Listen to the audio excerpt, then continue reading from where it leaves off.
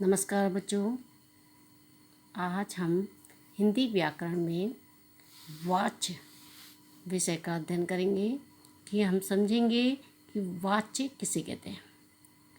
तो वाच्य में हम क्रिया के जिस रूप से हमें ये पता चले क्रिया कर्ता के अनुसार है, कर्म के अनुसार है या भाव के अनुसार है, उसे वाच्य कहते हैं। तो वाच्य किसे कहते हैं? क्रिया के जिस रूप से ये पता चले कि क्रिया कर्ता के अनुसार है, कर्म के अनुसार है या भाव के अनुसार है, उसे वाच्य कहते हैं। तो वाच्य में हमें सबसे पहले क्रिया के विषय में जानना जरूरी होता है कि क्रिया किसे कहते हैं। क्रिया कर्ता के द्वारा किए जाने वाले कार्य को क्रिया कहते हैं। क्रिया के कितने रूप होते हैं? क्रिया के 2 रूप होते हैं, सकर्मक क्रिया और आकर्मक क्रिया। सकर्मक क्रिया में कर्म प्रधान होता है, कर्म होता है, और आकर्मक क्रिया कर्म रहित होती है। जैसे लड़का खाना खाता है, ये आपकी सकर्मक क्रिया है, यानी इसमें कर्म है, खाना खाता है। और लड़का खाता है, क्या खाता है? तो ये जो कर्म रहित होती है उसे आकर्मक क्रिया कहते हैं। तो क्रिया के कितने रूप हो गए? 2, सकर्मक और आकर्मक। तो हमें क्रिया के जिस रूप से ये पता चले कि क्रिया कर्ता के अनुसार है, कर्म के अनुसार है या भाव के अनुसार है, उसे वाच्य कहते हैं। अब हम समझेंगे वाच्य के भेद। वाच्य के कितने भेद होते हैं? वाच्य के 3 भेद होते हैं, कृतवाच्य, कर्मवाच्य और भाववाच्य। कृतवाच्य में ऐसे वाक्यों में कर्ता की प्रधानता होती है। इन वाक्यों में कर्ता के बारे में बताया जाता है। क्रिया का सीधा संबंध किससे होता है? कर्ता के साथ होता है।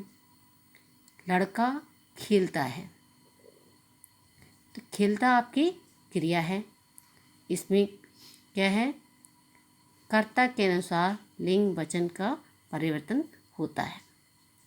लड़का खेलता है, तो ये आपका क्या हो गया? कृतवाच्य हो गया। अब है क्रमवाच्य। ऐसे वाक्यों में कर्म की प्रधानता होती है और क्रिया का मुख्य संबंध कर्म से होता है। जैसे पुस्तक लड़के के द्वारा पढ़ी गई या लड़के के द्वारा पुस्तक पढ़ी गई, तो लड़के ने क्या कर्म किया? पुस्तक का पढ़ने का। तो पुस्तक आपकी क्या हो गया? कर्म हो गया। तो कर्म के अनुसार यहाँ पे लिंग वचन सब परिवर्तित होता है। तो कर्मवाच्य में कर्म की प्रधानता होती है, तो पुस्तक लड़के के द्वारा पढ़ी गई, और कर्मवाच्य में से और के द्वारा का प्रयोग किया जाता है, तो उसे क्रमवाच्य कहते हैं। भाववाच्य में हमें भाव की प्रधानता होती है, ना कर्ता की ना कर्म की। जैसे क्या हुआ?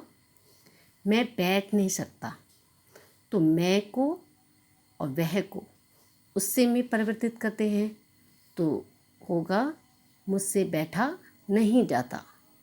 जैसे अब मुझसे सहा नहीं जाता।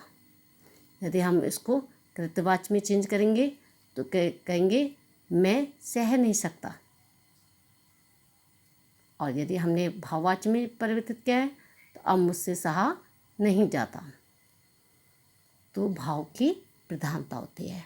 तो आपके वाच्य किसे कहते हैं आपने समझा? वाच्य के कितने भेद होते हैं? वाच्य के 3 भेद होते हैं, कृतवाच्य, कर्मवाच्य, भाववाच्य।